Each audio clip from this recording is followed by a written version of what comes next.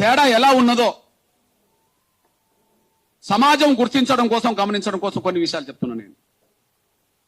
సమాజం గుర్తించడం కోసం, గమనించడం కోసం రెండు విషయాలు చెప్తున్నాను నేను.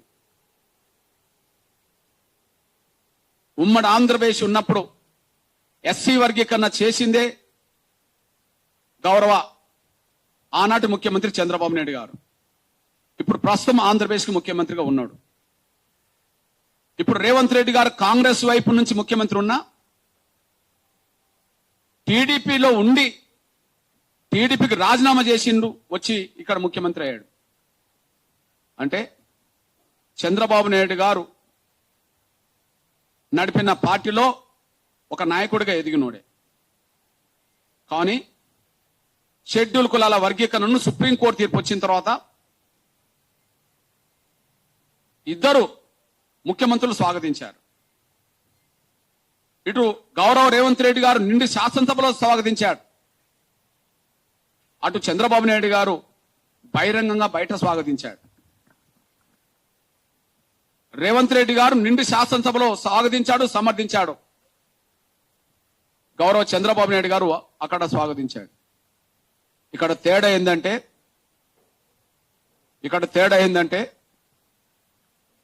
చంద్రబాబు నాయుడు గారు వర్గీకరణ కట్టుబడి ఉన్నాడు, రేవంత్ రెడ్డి గారు కూడా వర్గీకరణ కట్టుబడి ఉన్నామని చెప్తున్నాడు. అందుకు అనుగుణంగా ముందుకు సాగుతున్నట్టుగా కనిపిస్తున్నాడు. కానీ చంద్రబాబు నాయుడు గారు మాలల ఒత్తిడిలో లేడు, రేవంత్ రెడ్డి గారు మాలల ఒత్తిడిలో ఉన్నాడు. ఆ ఒత్తిడిలో ఉండడం వల్ల ఇక్కడ అక్కడ జరుగుతున్న ప్రక్రియ ముందుకు సాగించే విషయంలో తేడాలు వస్తున్నాయి. ఎగ్జాంపుల్, ఇక్కడ రేవంత్ రెడ్డి గారిని మాదిగలు కలిస్తే చాలా గొప్పగా మాదిగలకు అనుకూలంగా మాట్లాడుతున్నాడు. కానీ మాలలు కలిసినప్పుడు మాలల ఒత్తిడికి తలొగ్గి వాళ్ళ సూచనలు అమలు చేస్తున్నాడు. ఈ తేడా స్పష్టంగా కనిపిస్తున్నది.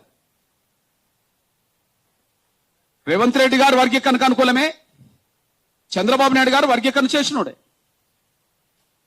కానీ అక్కడ చంద్రబాబు నాయుడు గారు మాలల ఒత్తిడిలో లేడు, ఇక్కడ రేవంత్ రెడ్డి గారు మాలల ఒత్తిడిలో ఉన్నాడు.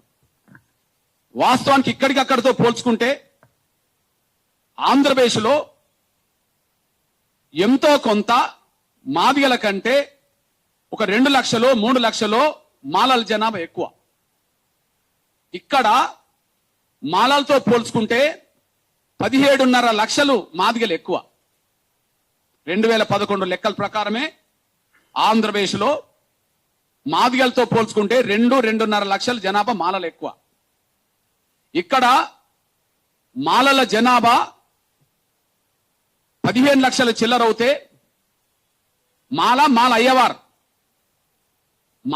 అయ్యవార్లను ఒకే ఘాటన కట్టి 15 లక్షల చిల్లరిస్తే ఒక మాదిగల జనాభా 32 లక్షల చిల్లర ఉన్నది. దాదాపు 17 లక్షలకు పైగా మాదిగల జనాభా ఎక్కువ ఉన్నది. కానీ మాలలు ఎక్కువ ఉన్న కాడ చంద్రబాబు నాయుడు మాలల ఒత్తిడిలో లేడు.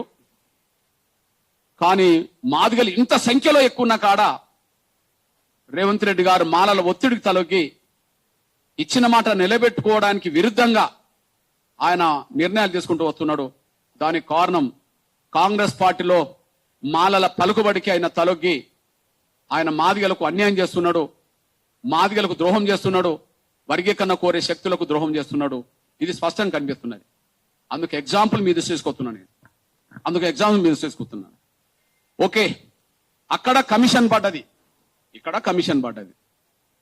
అక్కడ కమిషన్ పడ్డది గౌరవ రిటైర్డ్ ఐఏఎస్ అధికారి రాజీవ్ రంజన్ మిశ్రా గారి నాయకత్వంలో కమిషన్ పని జరుగుతుంది. ఇక్కడ గౌరవ retired high court judge Shamim Akhtar గారి నాయకత్వంలో కమిషన్ పనిచేసింది. అక్కడికిక్కడ తేడేందంటే షమీం అఖ్తర్ గారు వర్గీకరణ కోరుకునే శక్తులు ఏ పార్టీలో ఉన్నా అక్కడ వర్గీకరణకు అనుకూలంగా అందరితో మాట్లాడిండు.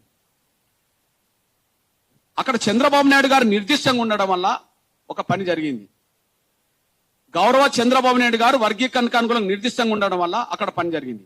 మాలలు ఎక్కువ ఉన్న కాడ పని ఏం జరిగిందంటే గౌరవ రాజీవ్ రంజన్ మిశ్రా గారి దగ్గరికి మాలా మాదిగ ఎమ్మెల్యేలపై వర్గీకరణను స్వాగతించారు. మాలా మాదిగ ఎమ్మెల్యేలపై వర్గీకరణ స్వాగతించారు. గౌరవ రాజీవ్ రంజన్ మిశ్రా గారి వద్దకు కమిషన్ విచారణ ప్రారంభమైన కొత్తలో కలిసి వెళ్లారు. నిన్నగాక మొన్న 3 రోజుల క్రితం కూడా కలిసి వెళ్లి వర్గీకరణ ప్రక్రియను పూర్తి చేయడానికి కోరొచ్చారు. అంటే గౌరవ చంద్రబాబు నాయుడు గారు నిర్దిష్టంగా వర్గీకరణకు అనుకూలంగా ఉండడం వల్ల మాల లెక్కున్న ప్రాంతంలో కూడా వర్గీకరణ సాఫీగా కొనసాగడానికి మాలామాదిగ ఎమ్మెల్యేలు వర్గీకరణ కోరుకునే విధంగా కమిషన్ ముందు అభిప్రాయం వ్యక్తం చేసినట్టుగా చేశాడు. కానీ ఇక్కడ షమీమ్ అఖ్తర్ గారు మాదిగ ఎమ్మెల్యేలతో మాట్లాడలేదు. కాంగ్రెస్ పార్టీ వర్గీకరణకు అనుకూలంగా మేనిఫెస్టో పెట్టినప్పుడు కాంగ్రెస్ లో ఉండబడే మాలా ఎమ్మెల్యేలు కూడా వర్గీకరణకు అనుకూలంగా ఉండాలి. వీళ్ళిద్దరిని కలిపి షమీమ్ అఖ్తర్ దగ్గరికి వెళ్లి వర్గీకరణను స్వాగతించండి కోరమని చెప్పలేదు.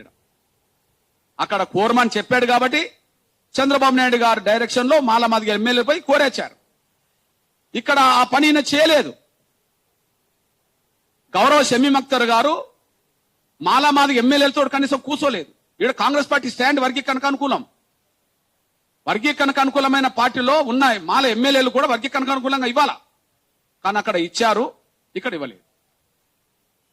రెండో విషయం మీ దృష్టికి తీసుకొస్తున్నా.